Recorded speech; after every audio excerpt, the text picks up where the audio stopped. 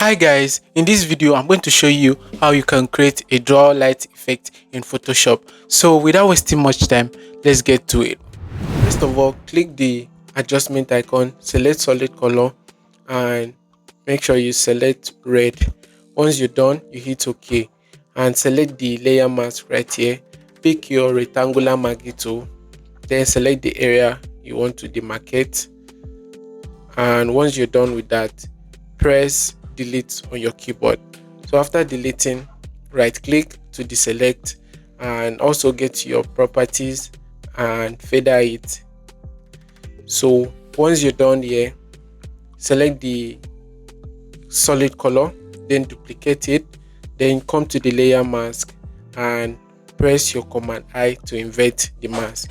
Double click on this point, then you select blue, you hit OK.